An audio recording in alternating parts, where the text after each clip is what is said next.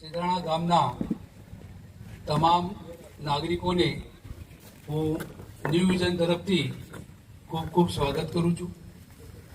અને સૌપ્રથમ હું જિલ્લા પંચાયતની ચૂંટણી જે લડ્યો એ ગામના સાથ અને સહકારથી લડ્યો છું અને મને જીતાડ્યો. તે બદલ પણ હું આખા ગામનો હું આભાર વ્યક્ત કરું છું. તાલુકા પંચાયતની જે ચૂંટણી લડી એમાં પણ આપણે વિજય હાંસલ કર્યો છે, તે બદલ પણ હું એનો ખૂબ ખૂબ આભારી છું. હવે મેન મકસદ એ હતો કે આપણે આ ન્યૂ વિઝન હાઈસ્કૂલ 2004માં એની સ્થાપના કરી અને 2005માં એનું શરૂઆત થઈ. શિક્ષણ ક્ષેત્રમાં શિક્ષણ એ જગતનો તાજ કહેવાય અને દરેક સમાજમાં શિક્ષણ મહત્વનું ગણાય, પછી એ મુસ્લિમ સમાજ હોય કે હિન્દુ સમાજ હોય.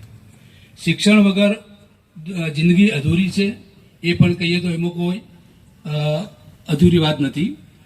એટલા માટે આપણા ગામમાં લોકોનો સાથ સહકાર અને હિંમત કરીને આપણી આ સ્કૂલ ચાલુ કરેલી. હવે 2004થી 2020 સુધી આ સ્કૂલમાં 8, 9 અને 10 ધોરણ ચાલુ હતા. પછી પ્રાથમિક શાળામાં ધોરણ 8નું પરિવર્તન થયું. એના પછી જે 2024 પછી આ સ્કૂલનો જે વહીવટ કરવો થોડો અઘરો લાગતો હતો, તેમ છતાં 3 વર્ષ ઇબ્રાહિમ કાકાની માર્ગદર્શન હેઠળ અને લોકોનો સાથ સહકારથી આજ સુધી ચલાવતા આવ્યા છે. અને ઉપરવાળાની દયાથી આગળ પણ આ સ્કૂલ ચાલુ રાખશું અને આપણા ભવિષ્યના જે બાળકો છે એમની જિંદગી અને એમનો સંસાર સારી રીતે ચાલે એવું આપણે આયોજન કરીશું એવી હું આશા રાખું છું. પણ એ વાત એ છે કે ગામનો દરેક સમાજ આ સ્કૂલ પર નજર રાખે અને સાથ સહકાર આપે તો જ આ કામ આગળ વધશે. નહીં તો ભણવા માટે તો ગમે તે જઈ શકે છે, પણ સમય અને અત્યારના જે માહોલ, માની લો કે આપણી બાળકીઓ સિદ્ધપુર જાય કે પાટણ જાય કે મહેસાણા જાય કે પાલનપુર ભણવા જાય, પણ ઘરવાળાના એમના માતા પિતાને ઉજાગરો રહેવાનો.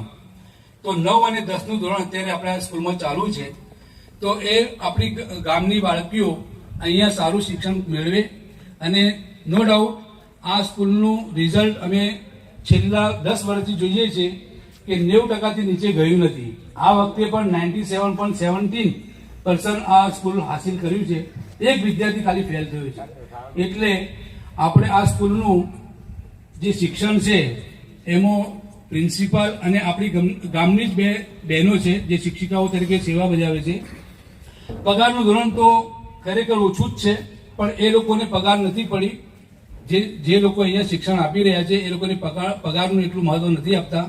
એ લોકો એમ કહેવા માંગે છે કે અમે સેવા આપવા માટે બંધાયેલા છીએ અને અમે આજીવન સેવા આપશું, પણ અમને સાથ સહકાર જોઈએ છે. એટલે આપણી આ સ્કૂલના અંદર બાળકોની સંખ્યા બહુ ઓછી છે. 50 બાળકોની સંખ્યામાં વહીવટ કરવો ઘણો અધૂરો લાગે છે અને અઘરો લાગે છે. એટલે માટે આપણા ગામના દરેક લોકોને કહું છું કે 9 અને 10મું ધોરણ આપણા ગામમાં છે, તો જે લોકોએ આ વર્ષે બીજી સ્કૂલમાં એડમિશન લીધેલું હોય તો મહેરબાની કરીને ત્યાંથી પરત લઈને આપણા ગામની સ્કૂલમાં પોતાનું એડમિશન પ્રાપ્ત કરે અને સારું શિક્ષણ મેળવે એવી હું અપેક્ષા રાખું છું. તો ગામ લોકો દરેક સમાજમાં આ વાતની ચર્ચામાં લે અને થોડી ફિકર ચિંતા કરશો તો આ સ્કૂલ કન્ટિન્યુ ચાલુ રહેશે અને લોકોનું બાળકોનું ભવિષ્ય ઉજળું બનશે અને સમય નહીં વેડફાય એનો ખાસ ધ્યાનમાં રાખીને, કેમ કે બહાર જશે તો એનો સમય જશે. સિદ્ધપુર જાય તો આવવા જવામાં 1 કલાક વેડફાય અને ગામમાં રહે તો 15 મિનિટમાં સ્કૂલમાં આવે ને 15 મિનિટમાં ઘરે જાય, તો સીધો 1.5 કલાકનો આપણો ફરક પડી જાય છે. આ વસ્તુ ધ્યાનમાં રાખવાની છે. અને બાળકીઓની હિફાજત પણ જરૂરી છે. એમને આપણા ગામમાં પોતાની દેખરેખ હેઠળ એમનું શિક્ષણ મળે અને સારું શિક્ષણ મળે અને આગળ એમની પ્રગતિ થાય. પછી 11-12 જે આગળના સ્ટેજ છે એ લોકો બહાર જઈ શકે છે. ત્યાં સુધી એ લોકો મેચ્યોર થઈ જાય અને પોતાનું સંરક્ષણ કરી શકે એવી સ્થિતિ બંધાય તો એ બહાર જઈ શકે છે. પણ અત્યારે જે 9 અને 10મા ધોરણનું જે શિક્ષણ અહીંયા મળી રહ્યું છે એ માટે હું સ્પેશિયલ રિક્વેસ્ટ કરું છું બધા સમાજને તો કે આપણા બાળકોને અહીંયા ભણાવો અને આ સ્કૂલને થોડી જીવિત રાખો, નહીં તો એવો મોકો ના આવે.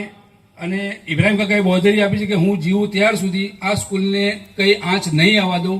એ આપણા માટે અને આપણા ગામના માટે, દરેક સમાજ માટે બહુ મહત્વની વાત કહેવાય. તો હું મારી વાત અહીંયા પૂર્ણ કરું છું. આપ સૌનો ખૂબ ખૂબ આભાર, અને આપ લોકોએ જે આવીને હાજરી આપી તે બદલ બધાનો ખૂબ ખૂબ આભાર માનું છું.